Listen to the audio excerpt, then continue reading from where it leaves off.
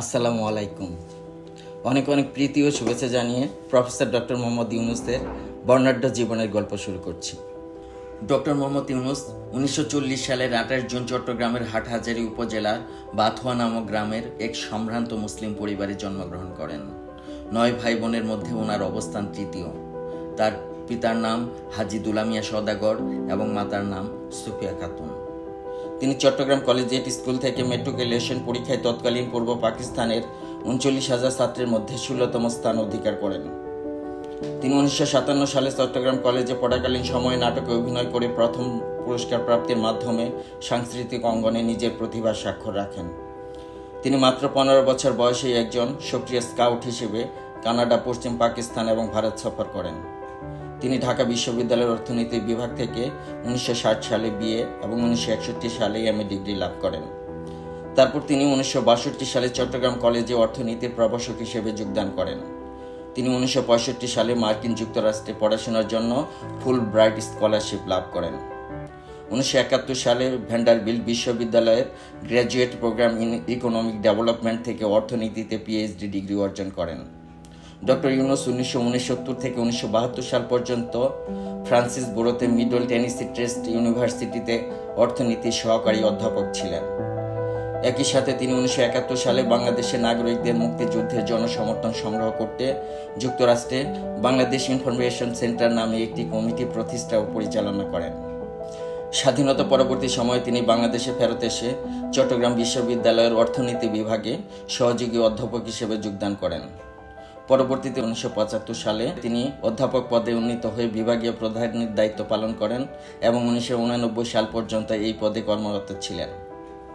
1974 সালে বাংলাদেশে সংঘটিত দুর্ভিক্ষের পরের বছর 1975 সালে মোহাম্মদ ইউনুস দারিদ্রতার বিরুদ্ধে তার সংগ্রাম নবযুক্তে ভাগা খামার প্রতিষ্ঠা করেন। 1976 সালে চট্টগ্রাম বিশ্ববিদ্যালয়ের কাছে জোবরা গ্রামের হতদরিদ্র মহিলারা বাঁশের আসবাবপত্র তৈরি করত। তাদের বাঁশ কিনতে ব্যক্তি মালিকানায় উচ্চ সুদে ঋণ নিতে হতো।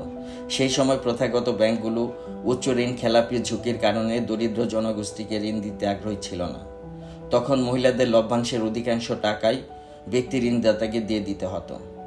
সেই সময় ডক্টর ইউনুস আবিষ্কার করেন যে খুব ছোট ঋণ দরিদ্র মানুষদের জীবনমান উন্নয়নে অত্যন্ত কার্যকরী ভূমিকা রাখতে পারে। সেই জন্য ক্ষুদ্র ঋণ একটি কার্যকর ব্যবসায়িক মডেল হতে পারে।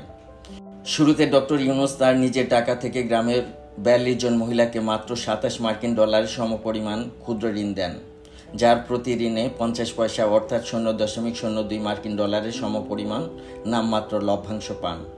আর সেজন্যই ডক্টর ইউনুসকে ক্ষুদ্র ঋণের ধারণার কৃতিত্ব দেওয়া হয়। পরবর্তীতে 1976 সালের ডিসেম্বরে ডক্টর ইউনুস জোবরা গ্রামের দরিদ্রদের কিছুটা বড় পরিসরে ঋণ দেওয়ার উদ্দেশ্যে সরকারি জনতা ব্যাংক থেকে একটি লোন পান। এভাবে পর্যায়ক্রমে প্রতিষ্ঠানটি বিভিন্ন ব্যাংকের কাছ থেকে ঋণ নিয়ে তার বিভিন্ন প্রকল্পের কাজ চালিয়ে যেতে থাকে এবং 1982 সাল নাগাদ এর সদস্য সংখ্যা গিয়ে পৌঁছায় 28,000-এ।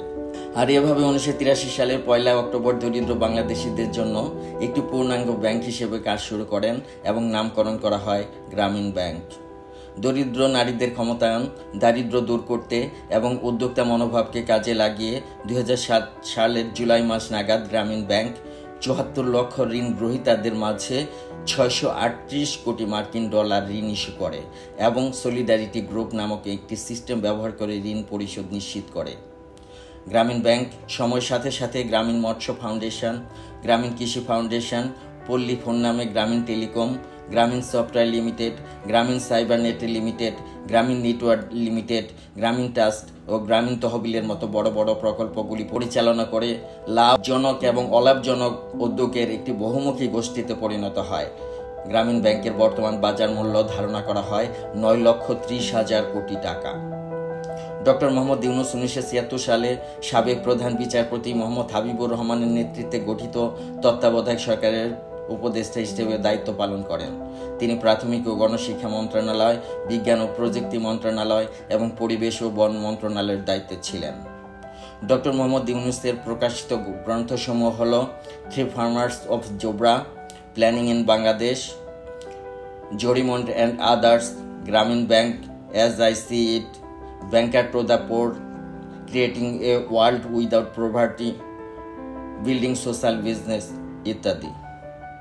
ডক্টর মোহাম্মদ ইউনূস পৃথিবীর বিভিন্ন দেশের বিভিন্ন বিশ্ববিদ্যালয় থেকে 62টিরও অধিক সম্মানসূচক ডক্টরেট ডিগ্রি অর্জন করেন। তিনি 1978 সাল থেকে প্রায় 145টিরও অধিক জাতীয় ও আন্তর্জাতিক পুরস্কার ও সম্মাননা পেয়েছেন। যেমন 1984 সালে রামন ম্যাগনেসে পুরস্কার ফিলিপাইন, 1987 সালে স্বাধীনতা পুরস্কার বাংলাদেশ, 1998 সালে গ্রামীণ ব্যাংকের প্রতিষ্ঠাতা হিসেবে ইন্দিরা গান্ধী শান্তি পুরস্কার, 2004 সালে ফিলাডেলফিয়ার Wharton school of the university of Pennsylvania তাকে গত 25 বছরে 25 জন সবচেয়ে প্রভাবশালী ব্যবসায়িক ব্যক্তিদের মধ্যে একজন হিসেবে নির্বাচন করে। 2006 সালে গ্রামীণ ব্যাংক প্রতিষ্ঠায় এবং ক্ষুদ্র ঋণ ও মধ্যবিত্ত ধারণা প্রবর্তনের জন্য নোবেল শান্তি পুরস্কার লাভ করেন। 2006 সালে টাইম ম্যাগাজিন তাকে শীর্ষ 12 জন ব্যবসায়িক নেতার মধ্যে স্থান দেয়, তাকে এশিয়ার 60 বছরের নায়কদের মধ্যে অন্তর্ভুক্ত করে। 2008 সালে ইউনূসকে যুক্তরাজ্যের প্রসপেক্ট ম্যাগাজিন এবং যুক্তরাষ্ট্রের ফরেন পলিসি কর্তৃক পরিচালিত একটি উন্মুক্ত অনলাইন জরিপে শীর্ষ 100 জন পাবলিক ইন্টেলেকচুয়ালদের মধ্যে দ্বিতীয় স্থান দেওয়া হয়।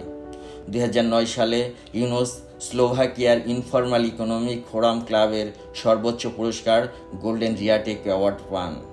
2021 সালে পোর্ট সাবের মাধ্যমে ক্রীড়া উন্নয়নে তার বিস্তৃত কাজের জন্য অলিম্পিকে লরেল পুরস্কার পান। 2021 সালে তাকে ইউনাইটেড নেশনস ফাউন্ডেশনের চ্যাম্পিয়নস অব গ্লোবাল চেঞ্জ পুরস্কার দেওয়া হয়।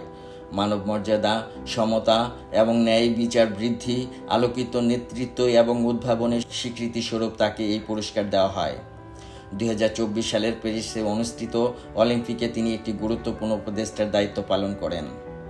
তাছাড়া পৃথিবীর সবচেয়ে সম্মানজনক এবং অন্যতম 3টি স্বীকৃতি হল নোবেল পুরস্কার, আমেরিকার প্রেসিডেন্সিয়াল অ্যাওয়ার্ড, মার্কিন কংগ্রেশনাল অ্যাওয়ার্ড। পৃথিবীর ইতিহাসে একই সাথে এই 3টি পুরস্কার পাওয়া মানুষ আছেন মাত্র 12 জন। প্রফেসর ডক্টর মোহাম্মদ ইউনূস হলেন এই 12 জন ভাগ্যবান মানুষদের মধ্যে একজন। এটা বাঙালি জাতির জন্য ভীষণ গর্বের বিষয়। ডক্টর মোহাম্মদ ইউনূসের সহধর্মিণী ডক্টর আফরোজা ইউনূস। ব্যক্তিগত জীবনে তিনি 2 কন্যা সন্তানের পিতা। বর্তমানে তিনি বাংলাদেশের অন্তর্বর্তীকালীন সরকারের প্রধান উপদেষ্টার দায়িত্ব পালন করছেন। আমরা তার দীর্ঘায়ু কামনা করছি। ধন্যবাদ সবাইকে।